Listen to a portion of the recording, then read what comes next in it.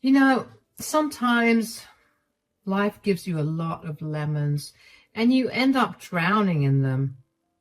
I faced a situation like that when I really didn't know what I could do to make my life better. I'm a simple woman and my name is Stella. I had a husband named Jack who was the absolute love of my life until he showed me the worst side of him. My love for him dwindled away the day that he took me to his mother's rented apartment to check on his mom. Jake's mom, Lisa, was recovering from a stroke, and I was genuinely concerned about her, but I was super surprised to see her fit. I said in surprise, "Hey, Lisa, you seem to be doing well after the stroke, and you can walk. Jake told me that you were paralyzed." "As you can see, I'm not paralyzed anymore." "It's good to see that, Lisa. Did the doctors finally find a way to treat it?" And that's when Lisa and Jake looked at each other and laughed. It was like an outworldly experience I felt at that time. I still remember how my husband and mother-in-law kept chuckling and said, "Mom was never paralyzed, Stella. She's fine. She had a minor stroke. It's not serious."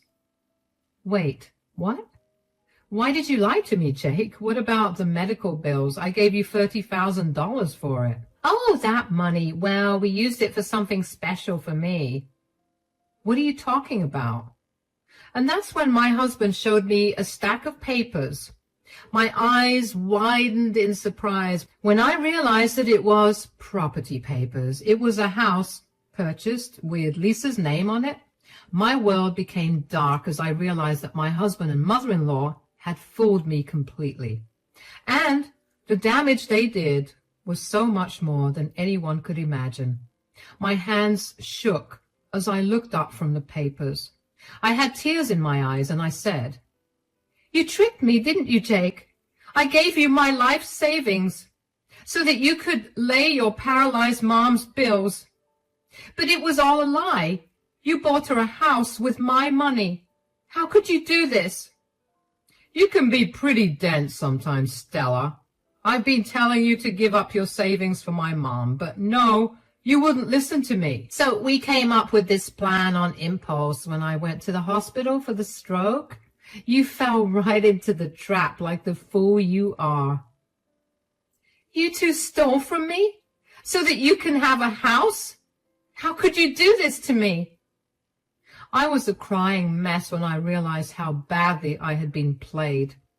Lisa and Jake simply laughed and paid no heed to my tears. They kept saying how my mother-in-law deserved to have her own house since I had one too. Jake and I had numerous arguments in the past, and he kept asking me for my savings, but I refused because I didn't owe that mooching woman anything. Besides, since Jake had student loans and was paying his mom's bills, he barely contributed to the household. That $30,000 was the only money I had left to my name, and I knew building it back up would take me at least 5 years. Jake and I fought a lot that day, and I left the apartment crying. He stayed back with his mom because he thought I was overreacting. Jake kept saying that we were family, so my money was their money too. I simply didn't have it in me to argue with him anymore. I was already too heartbroken and felt vulnerable with no money to my name. 3 days passed and Jake didn't return home. He also refused to apologize or do something to give me back my money. Instead, he was asking me to apologize for being selfish and stuck up. I felt so alone and betrayed that I didn't know what to do. When I thought all hope was lost, I heard from Lisa's sister, Frida, that she was coming to visit us. She is a rich widow living in another state and is concerned about Lisa, so she was flying down to see her. And when I got the news, I immediately knew that I had to tell her what happened. So when she reached her hotel, I visited her and told her everything. Frida didn't know that Lisa was absolutely fine now, and what they did to me angered her a lot.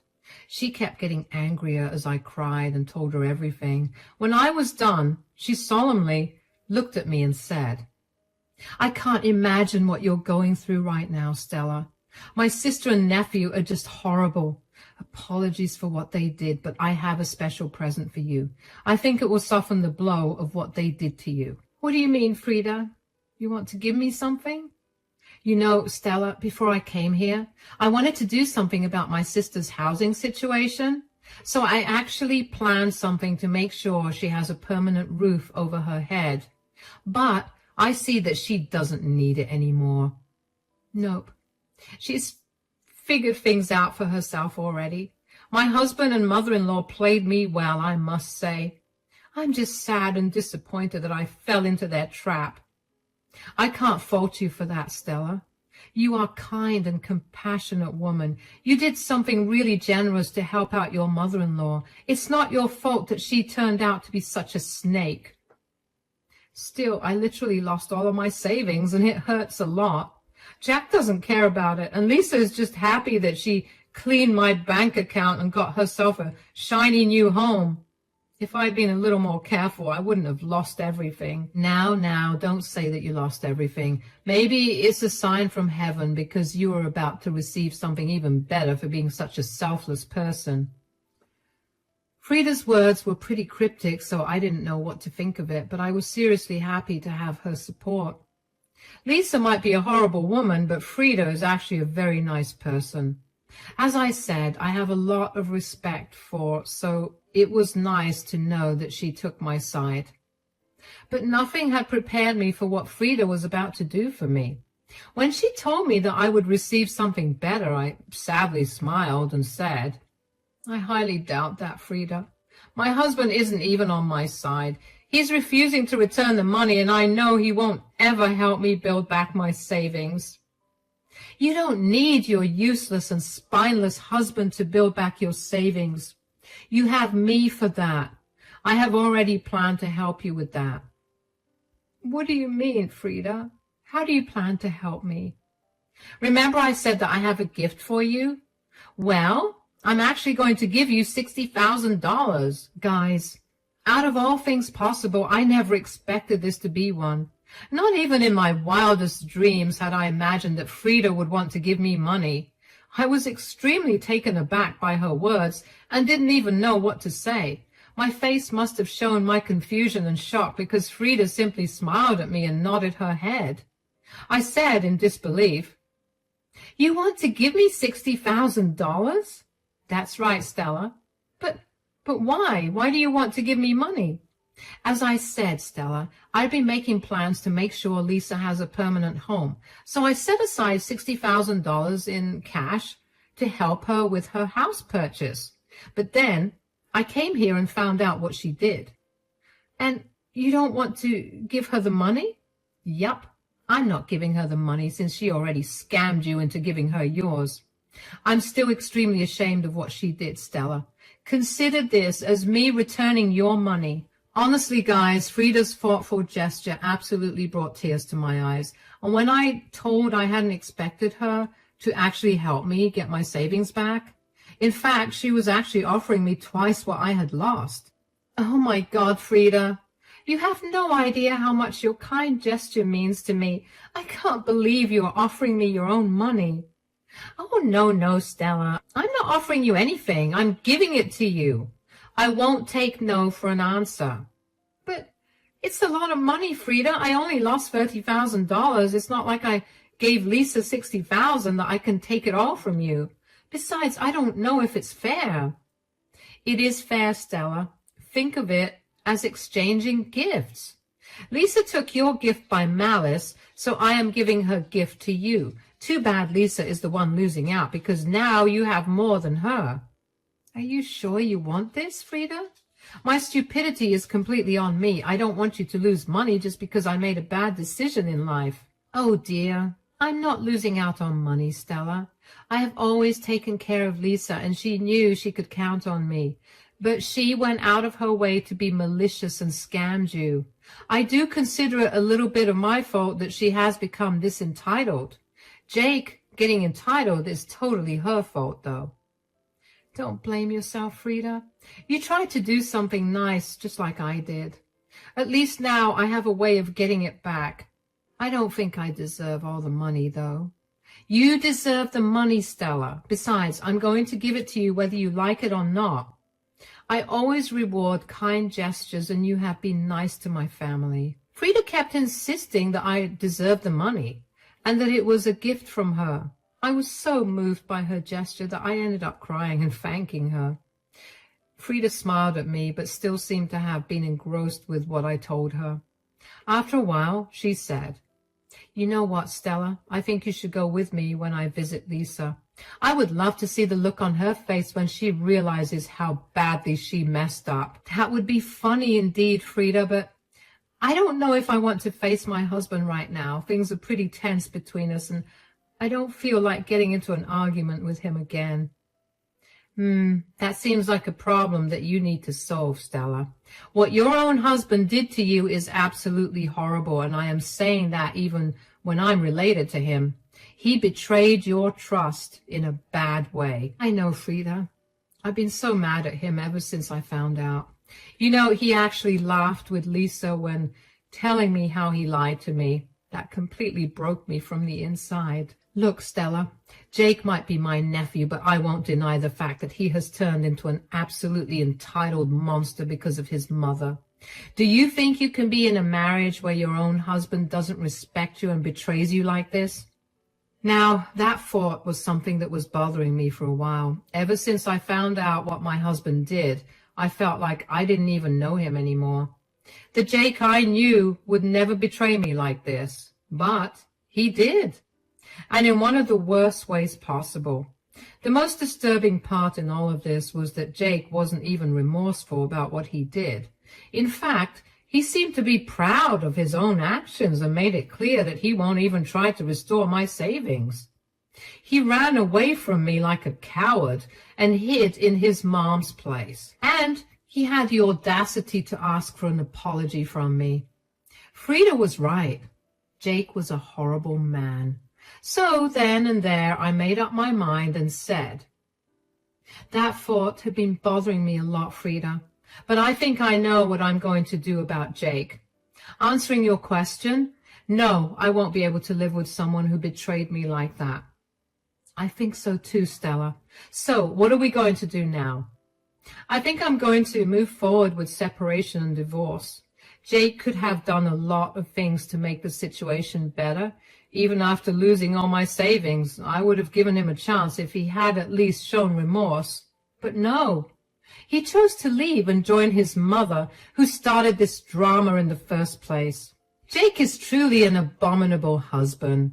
In times like these, I find it relieving to know that I don't live near all of this drama. I'll let you in on a little secret. I was giving Lisa the money so that she wouldn't get ideas about settling anywhere near me. For the first time in over a week, I finally laughed out loud. Frida was truly a godsend for me. If she hadn't come here and helped me out, Lord knows what I would have done. Maybe I would have divorced Jake, but I wouldn't have gotten my money back. Now, I wasn't just getting my money back, I was actually getting back twice as much as I lost. Frida was a lifesaver, and I don't know how to express my gratitude to her. Frida and I had a long talk about what happened and what our next steps would be.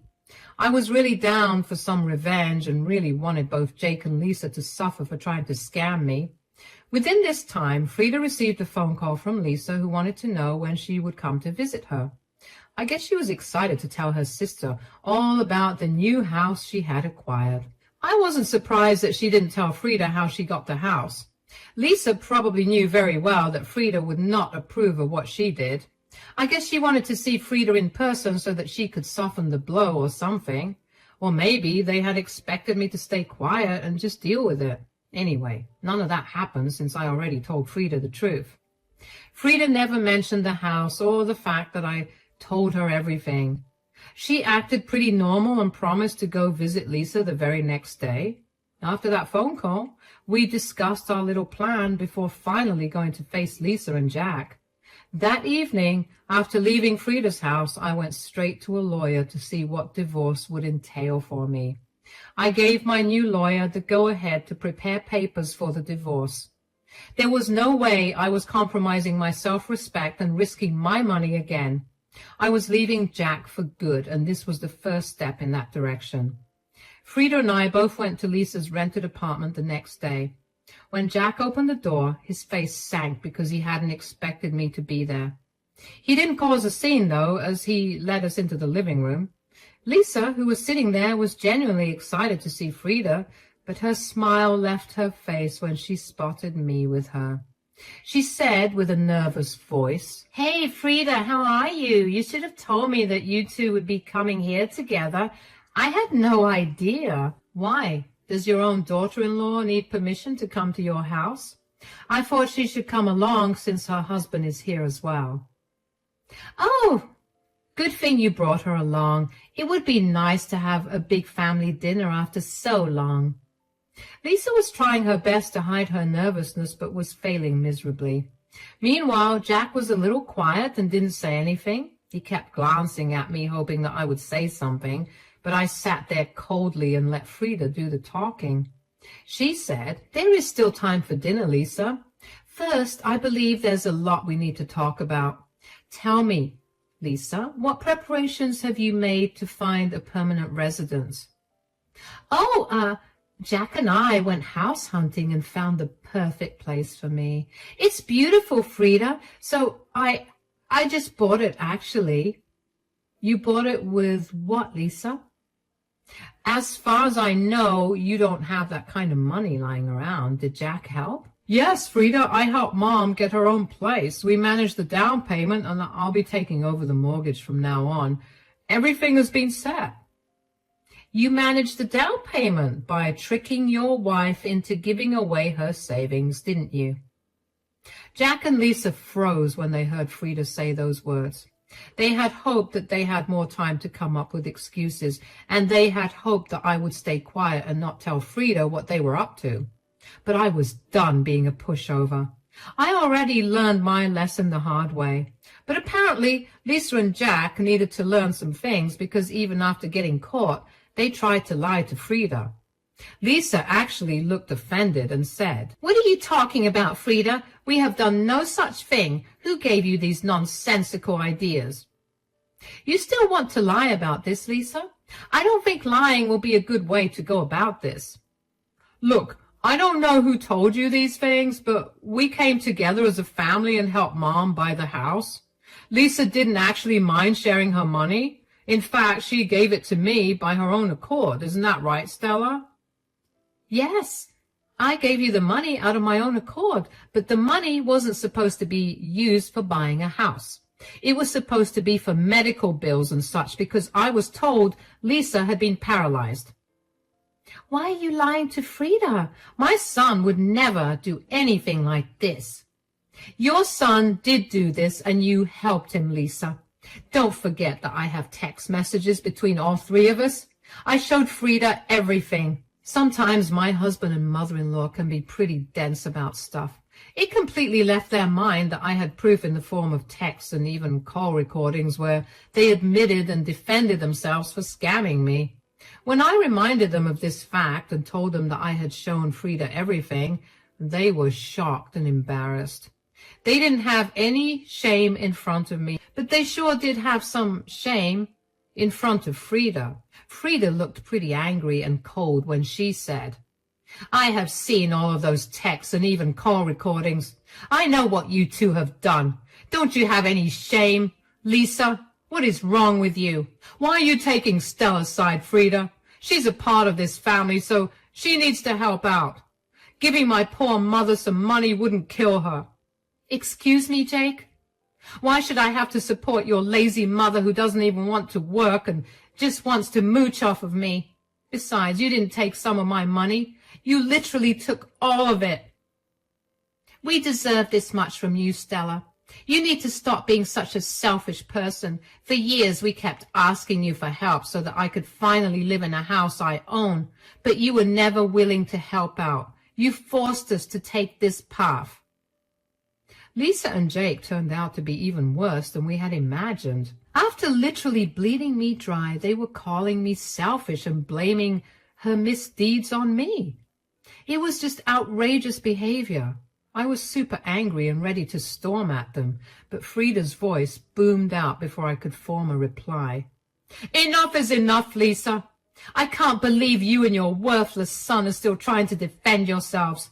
Don't you two have any shame? When did you turn into such an entitled and selfish person? Are you really taking her side, Frida?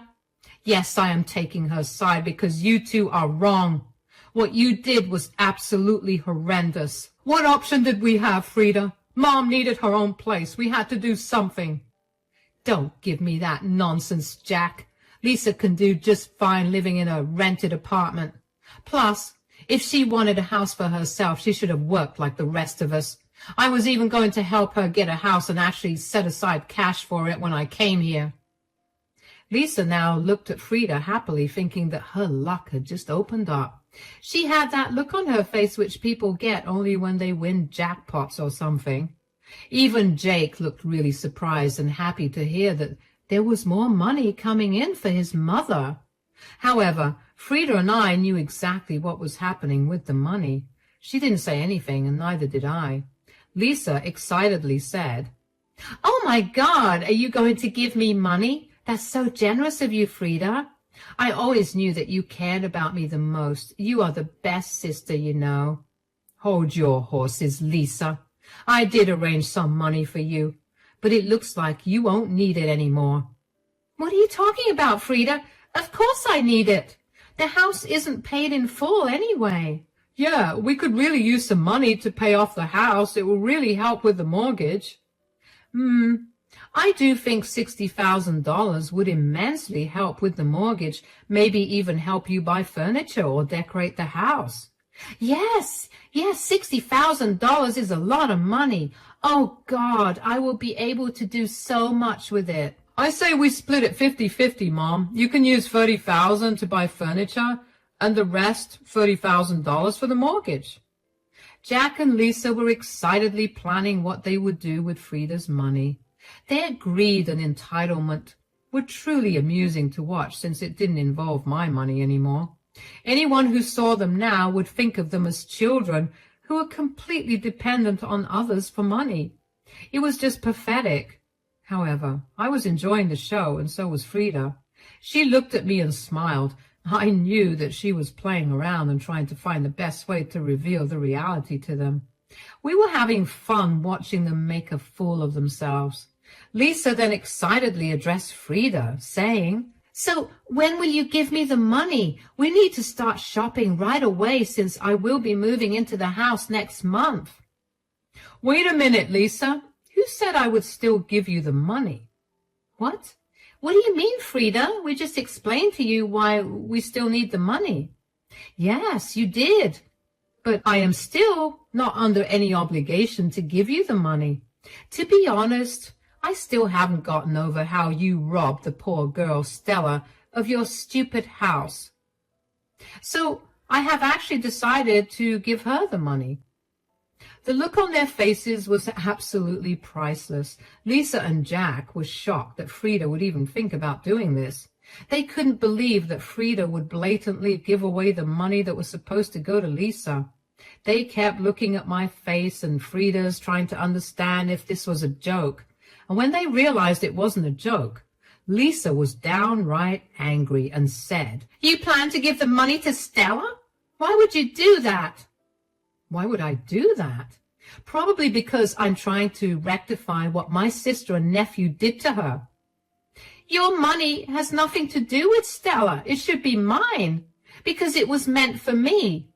"It was meant for you, yes, but I changed my mind. I don't reward people for bad behavior, Lisa.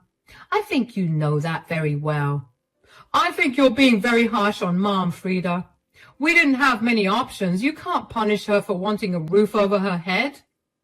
She already had a roof over her head that she didn't work for. She could have waited for me to help her out. But no, she chose to steal a poor girl's savings and leave her destitute. As if you hadn't already made her financially stuck because of your stupid student loans. That shut up my husband real quick. Frida reminded him of the fact that my husband barely contributed to our household as it is. Jake knew that he couldn't argue this point. So he stopped babbling like an idiot and wisely chose to remain quiet. Lisa, on the other hand, wasn't having it. The thought that now I was getting even more money than I lost was bugging her. She still looked angry and said, "You can't do this to your own family, Frida. This is unfair." "What's unfair is that you called someone your family and then scammed them out of their savings." "I only took $30,000 from her. Fine, she can have that back from you, but I should still get the other $30,000. You shouldn't and won't be getting anything, Lisa. Stella deserves it all for putting up with your horrible behavior and financial abuse. Don't try to argue with me, Lisa. It won't work. I'm going to give Stella the money, and that decision won't change." Lisa still wasn't having it and kept throwing a tantrum. Frida was used to her sister's antics, so she remained calm and just kept saying that she wouldn't change her mind. Lisa was now acting really crazy and was freaking out. In her frenzy, she turned her attention to me and started blaming me for what was happening to her. She said, You did this, didn't you, Stella? You purposefully turned my sister against me so that you could take the money that's meant to be mine." "It's funny that you think a stupid girl like me could come up with such a plan. I am not like you, Lisa. Besides, even if I did, it isn't something that you haven't done to me. I will never let you have that money. I will make my son take it away from you." "Well, he won't have that chance again, Lisa. Jack and I are done. I've already filed for divorce and I will be leaving him soon." Now it was my husband's turn to freak out. He wasn't expecting me to say this, of course. He may have thought that ultimately I would cave and decide that what my husband did was right, but I wasn't doing any of that. Instead, I was telling him straight up that I will be divorcing him. Jake looked shocked and started to say, "What are you talking about, Stella? You're not going to divorce me. I don't believe what you're saying." "Believe what you may, Jake. The truth will come out sooner or later. I've already told my lawyer to prepare the papers. You will be served fairly soon."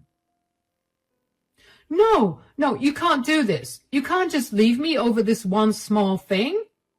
"You think this is a small thing, Jake? That's where the problem lies, you know. Not only did you awfully betray me and wipe out my savings, but you also refuse to take responsibility. I don't want to stay with someone who lies to me and steals from me."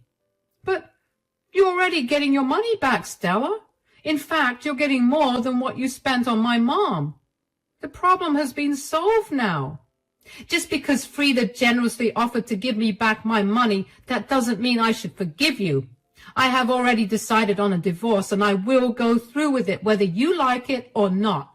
Jake was now in full panic mode, while his mom was still hounding Frida for the money.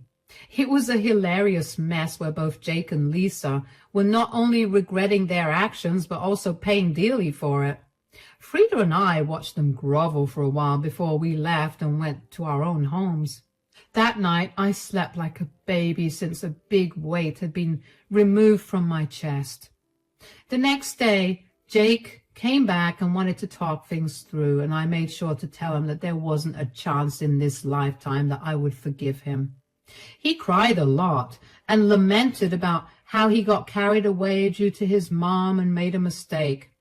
I guess he finally remembered that without me, he wouldn't even be able to handle his mom's mortgage. No matter what the reason was, Jake tried his best to change my mind, but I didn't do that. Our divorce happened pretty fast since we didn't have children.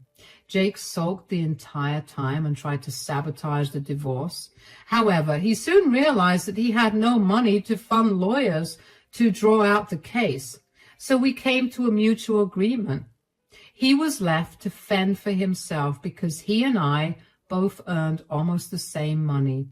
The only problem was that he had a lot of student loans and had to fund his entitled mom's lifestyle too. Frida and I did keep in touch, and she ended up giving me the $60,000 she had promised. She could have backed out, but she didn't. I was so glad that she stood by me through it all. She did tell me that now Jake and Lisa are miserable, and they actually ended up selling the house because they couldn't fulfill mortgage payments.